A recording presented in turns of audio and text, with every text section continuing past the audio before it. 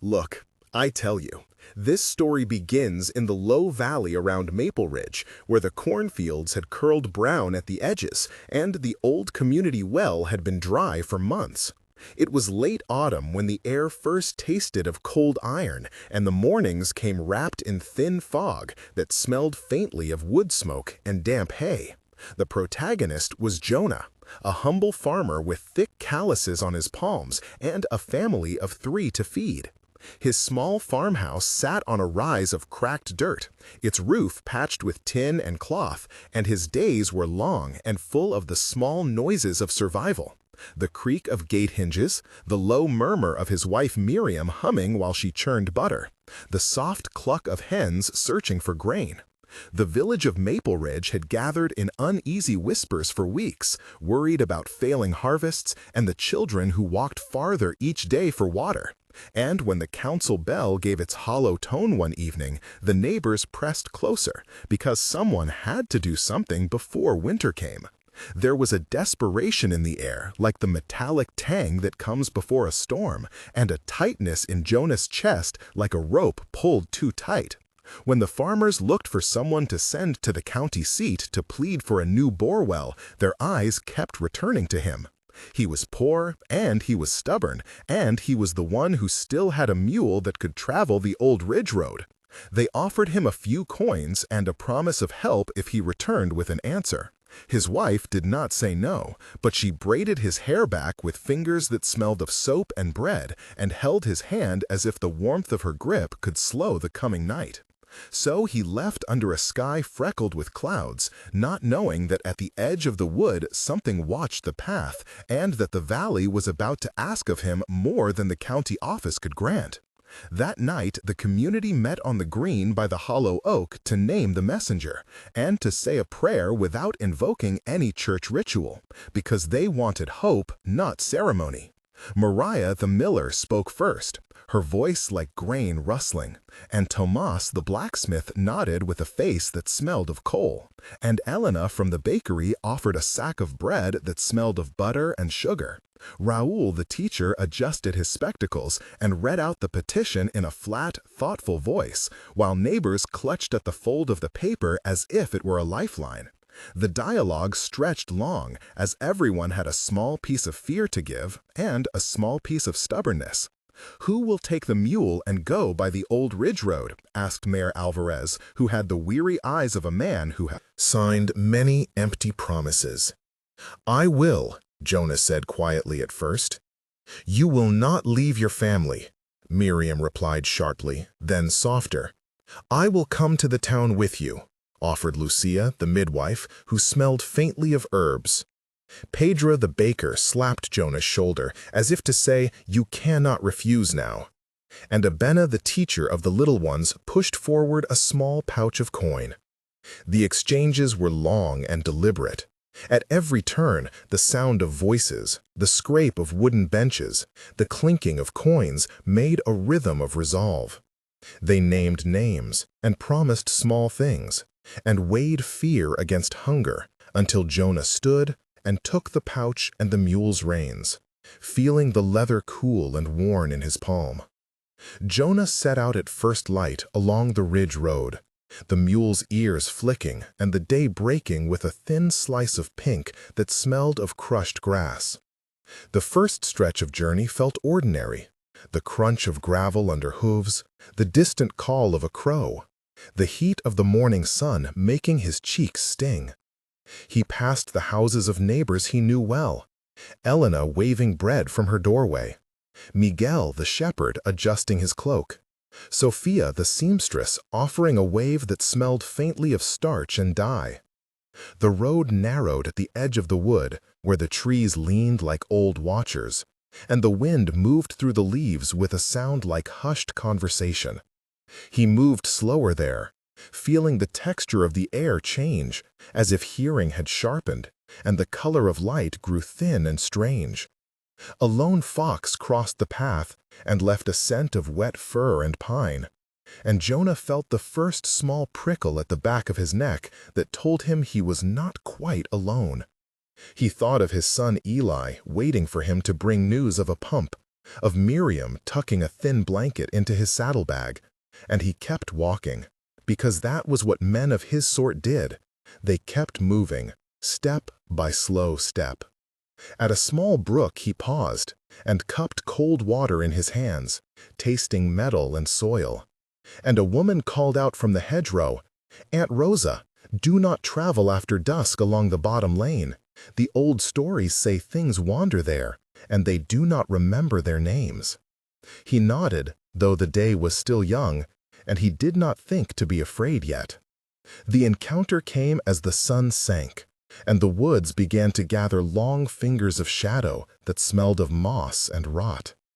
He had pitched the mule by a stand of birches, fed it oats that tasted sweet with dust, and as he was about to light a small fire for warmth, a shape stepped out between the trees. At first, Jonah thought it a traveler, lost like him, then noticed the way the form did not make a long shadow, and the air around it seemed colder and smelled faintly of the salt of old sea, even though the valley was far inland.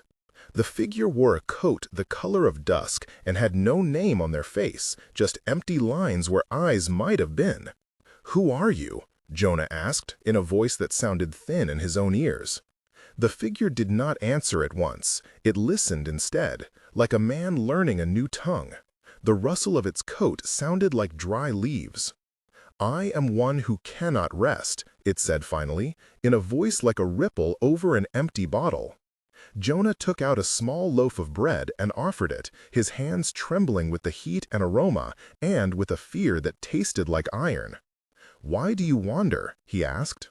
"Because I was forgotten," replied the figure. "Because the promise was broken." The conversation grew longer, and the exchanges folded over each other, 6 times at least, as the figure spoke of a debt owed, of a stone covered over, of a name not called. Jonah asked for proof, and the figure produced a shard of pottery that smelled faintly of smoke and old herbs, as if it had been held near a hearth. "What do you want?" Jonah demanded, the night air sharp against his teeth. "A voice and the keeping," the figure said, and then told him to go to the old cemetery and lay 3 handfuls of seed on a certain grave, and to keep a watch for 7 nights. Jonah felt the weight of the request and the cold in his bones, like a sudden downpour. He thought of Miriam and Eli and the dry well, and a bargain formed in his mind like frost. The first moment of real tension came as Jonah turned back toward the village, with the figure lingering like a shadow in the trees. The path seemed narrower now, and the sounds of the night louder. A distant owl that hooted like a clock, the creak of branches rubbing together that sounded like whispers, and the smell of damp earth overpowering his senses. He asked the figure what would happen if he failed. The figure drew closer, and Jonah felt a pressure, as if the air itself wanted to press his ribs together. "You will not know where to look," it said blankly. "You will stand at the wrong grave, and plant the wrong seeds, and the water will continue to lie deep, and sweet children will still walk farther for a pail." Jonah sipped from a bottle and tasted only the bitter metal of fear. He thought of turning away, but then pictured Eli's small shoulders bent under a pail, and the memory of breadless mornings, and the coin pouch warm in his satchel. He walked faster, because his feet carried the urgency of the choice. The tension was a stone in his throat, and he wished for the smell of the bakery to wake him from it. At the cemetery, the second moment of heightened fear wrapped itself into 3 parts like a coil. First, he felt a presence behind him and spun to see Lena, the baker's apprentice, leaning on a gate and watching with eyes wide and sweet with flour. Her breath came out in soft clouds, smelling of yeast. She had followed him because the village could not let him go into the night alone. "Jonah," she said softly, "I came to help." He told her the story, and she only whispered that the dead had names, and that sometimes they waited for someone to say them. Second, the wind lifted and carried with it the sound of soft sobbing, as if the ground itself remembered a forgotten funeral, the noise passing over the stone like a sorrowful tune. The air smelled of wet wool and a faint rust of coins. Jonah felt small and absurd and enormous all at once. and planted the seed as the figure had said, fingers pressing dirt that tasted of iron and peat. Third, as the seventh grain touched the soil, the silence thickened until Jonah heard his own heart like a drum in a quiet room. And for a moment he thought someone stood behind him, whispering the name he had forgotten to say. He felt the fabric of his shirt rest damp against his back, as if a hand had passed over him, in thanks or in warning. The pile of seeds lay there like a promise, and the night waited, expectant. After those nights, a quiet duty started. The figure had asked not only for the seed, but for Jonah to keep vigil for a week, to watch over the grave, and to promise the name would be not lost again. He and Lena took turns, the exchanges between them becoming a small ritual of ordinary words and small actions. "Are you cold?" Lena would ask, as they huddled under a blanket smelling of smoke. "A little," Jonah would reply, and add a joke to keep the dark light. "Did you hear that?" Lena would whisper when a fox barked in the distance. "Yes, the sound came from the old barn," Jonah would say, and they would both laugh to move the fear aside. Those nights were full of sensory details. The taste of stale coffee heating on a small stove, the roughness of burlap against their palms, the smell of damp earth like a slow, slow heartbeat. The exchanges numbered more than 6 each night as they compared stories of the dead and of debts and of children who needed water. The figure watched from the edge of vision, sometimes invisible, sometimes near enough to smell of salt and old smoke. And each time it asked of Jonah not a treasure, but a promise to keep the name alive. They spoke to the dead out loud, even when their voices shook, and the stones answered with the slow move of wind. About a week after the ritual, the reward began to appear, but not as gold. The figure led Jonah in a way he could not have asked for, to an old well cap in the center of the village that nobody had opened for decades.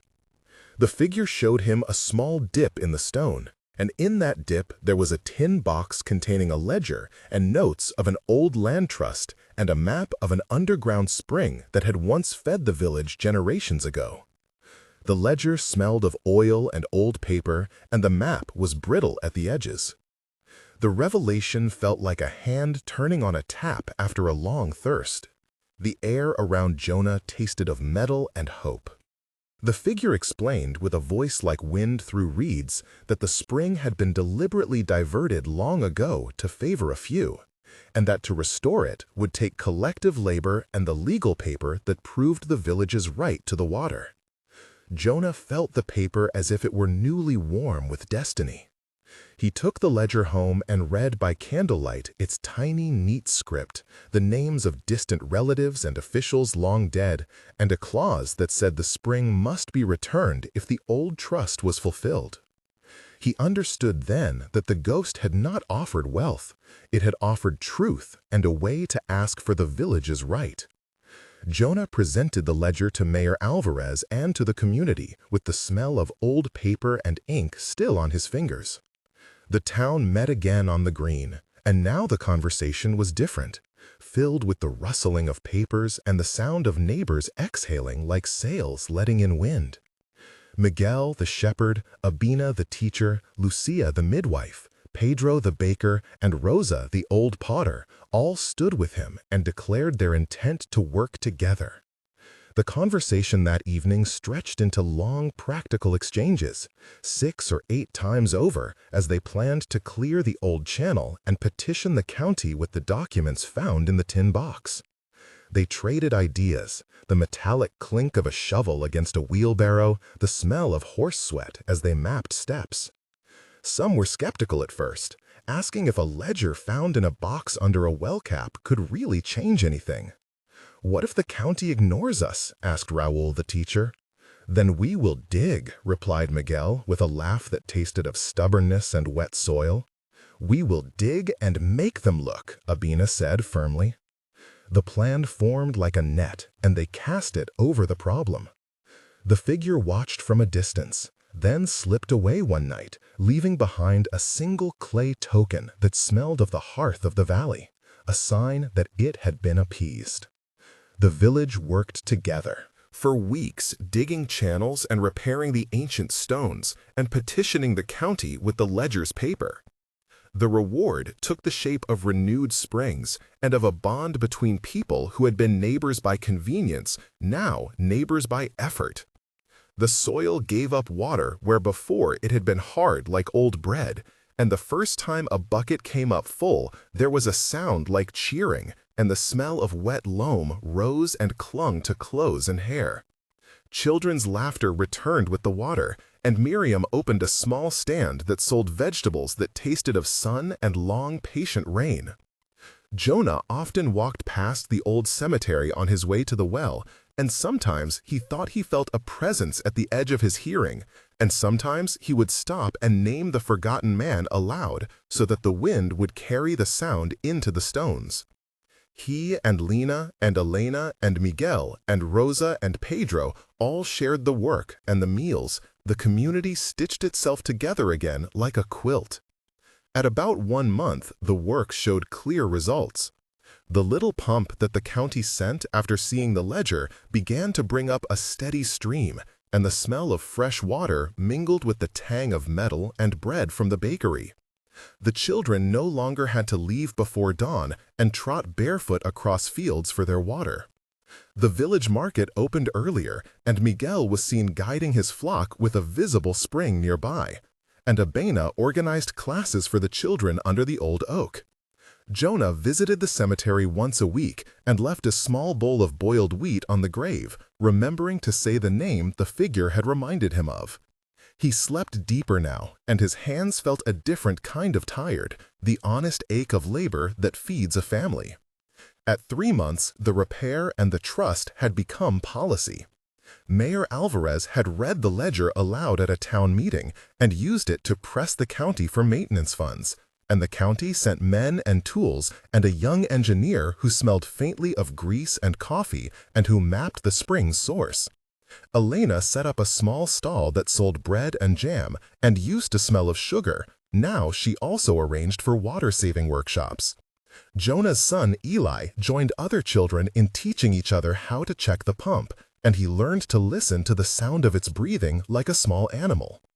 The village started a small fund for repairs, naming it after the forgotten man whose ledger had started it all. And Lena was made a steward of the records because she had shown care and patience. At 6 months, the valley looked different. The fields were green and heavy with ears, and the market was busy with people carrying crates that smelled of wheat. And herbs.